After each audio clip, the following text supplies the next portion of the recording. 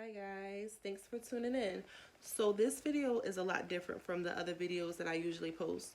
When I first started to do the Paint and Pretty channel, my goal was to basically show the process that I use when I do my pictures, my walls, and also being transparent in reference to what it's like to be an artist at this time. So, because I'm big on being transparent, I have to keep it a bean. A lot of times we walk through life trying to make it seem like everything is picture perfect and it's not. Um, a lot of times we are dealing with things and we really don't know how to communicate that effectively. Currently, the world is in the middle of a global pandemic. Coronavirus or COVID-19 has invaded every continent except Antarctica. It's a large body of viruses transmitting between animals and people, and the symptoms can be as mild as a common cold or as extreme as a severe acute respiratory syndrome. It's more dangerous for those with pre existing medical conditions, especially older people, because many of those in particular have been dying due to this virus. It's affecting everyone. So, with the pandemic, all the changes that's being implemented, it has affected me more so emotionally and mentally. I've always been a highly sensitive person. Science calls it empaths, but I've always been able to feel emotions more than normal. Or like if I'm next to somebody that may be struggling with anxiety, or somebody that's been struggling with something deep, dark, depression, or certain feelings or certain things about a person, I can sense it and I can feel it.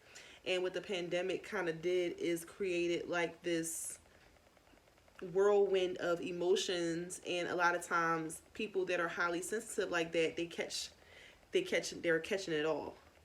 So recently, things have amplified. Like right now, our country, well, some states are open now. Like I think they just opened up Georgia and they opened up Florida, but some states are still in lockdown. So lockdown is just basically like they want people to stay home. The only things that are open is places that are essential, which is like the food markets, the gas stations, stores like Target and Walmart, or just places that you may need things for your home. Those are still open, but like a lot of those small businesses are closed.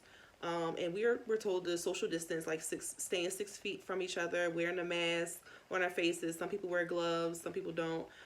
Just things like that nature. Just being out and about and just seeing everybody with these masks on, and it's just so different. Like in February and March, I went away in March. I came back home and it was just like totally different. It was so different. So that's a lot to get used to. And so because I know how I am, I try to limit my interaction with large crowds. And you can't help it if you have to go shopping at the market or whatever.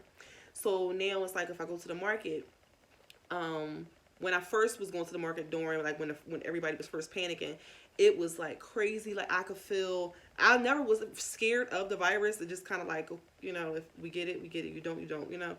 But I can feel it's like the static of fear and anxiety, and like people were like really really scared. Like you couldn't even see their mouth, but you could see it in their face. Um, it was so loud that I literally was drained. By the time I go home, I was drained. And a lot of times that's how it is for me now. It never was really like that heavy. Like usually if I'm around one or two people, I could kind of sense. But when it's like large crowds, it is crazy. So it's so bad that if I do go to the market, I try to limit it as much as I can, and I try to just go to the market like every 2 weeks, just to make sure your pantry stays stocked.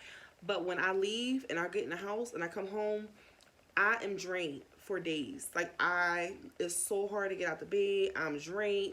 It's like you have. This is the best way I can describe it. So it's like having like 20 TVs in the same room, all on the same station, but just going off at different times. So you hear a whole bunch of mumbo jumbo. That's how I feel emotionally. Like everybody has the same emotional emotions, but then some people are stronger than others, and it's just like chaos in your head. So I literally try to stay from going around a whole lot of people because it drains me. And when I feel drained, I cannot create. It's hard to create. And when you're a commission artist, I'm a commission artist, and then I do a lot of art for myself. When you're like that, you have to press past all those feelings and all that drainage, because for one, you still need to make money, and for two, you really don't want to get too much in a sunken place of that depression and the anxiety and the fear of others. Because I have to keep creating. That's the lifestyle that I have. I'm an artist. I have to keep creating. I have to, maintain financial stability. So because in my head I have to push past it, I had to find an anchor. I've always been into my faith, which is a Christian. I've always been, listening to gospel music, listening to sermons, just trying to. It's kind of hard to study the Bible all the way thoroughly because it's really a lot of stories, but you should. I've learned recently that my faith actually sustains me. It's so easy to stay in the bed. It's so easy to get drown in depression. It's so easy to just walk around in anxiety. It's so easy now, like, because everybody is kind of like, oh my god, I gotta wear a mask. Some people are getting used to it. They buying the Louis and the Gucci and the Chanel mask, and good for you. I can't stand them. I can't stand masks. I hate wearing clothes. I hate having stuff on my face. I feel like I could barely breathe correctly. Like, it just feels like I'm suffocating with the thing on my face. But health comes first, right? So being sustained by your faith is definitely helpful and is definitely beneficial.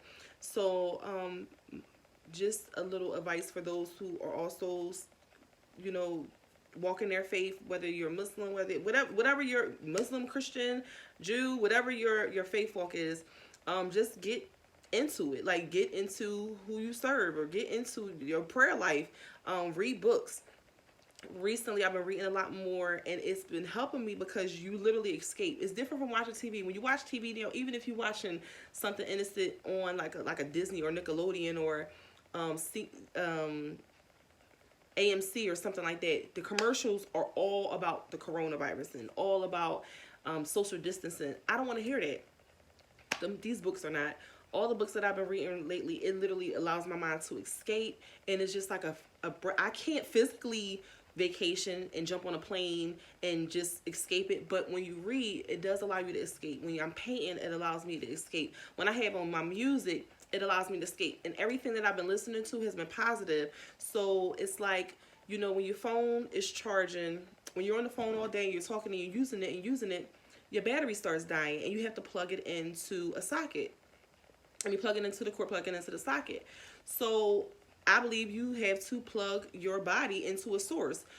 I plug my body. My source is God. My source is Christ. So I'll study scriptures of the Bible. I'll study books pertaining to my faith. I'll put on gospel music and allow the atmosphere to be filled with good songs. I will listen to sermons all day, and it really, really, really helps me. And it helped me come out of that place of feeling like I was overwhelmed by the emotions what's going around me, and feeling overwhelmed by the new changes that has been happening in the world. It's global. It's everywhere. It's not like it's in one city. It's all over the place. So I'm just encouraging you guys to just try to do whatever it is that you can do to escape mentally. Like, feed your mind, feed your craft, find a hobby. Don't allow this pandemic to bring the worst out of you. Don't allow it to make you get lazy, because it's very easy to get stagnant, and it's very easy to just get consumed and just weariness. So I'm just encouraging you guys to just try to do whatever needs to be done to keep yourselves afloat. Okay?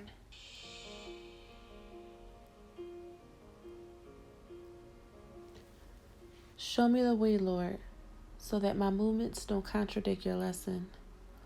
Bless me with patience, God, so I won't become weary when pressing. Hear when I cry, Father. You gave warning that trouble will find me. Deliver me from sin, Abba. Your mercy holds Satan from binding me. Bring forth your peace, Yahweh, so that my storm will become a whisper. Increase my faith, Elroy, rooted like trees planted by rivers. Show me your favor, Jehovah, though I'm not worthy and fall short of your grace. Continue to keep me, Elohim, so I won't walk by sight, but by faith. Amen. When oceans rise, my soul will rest in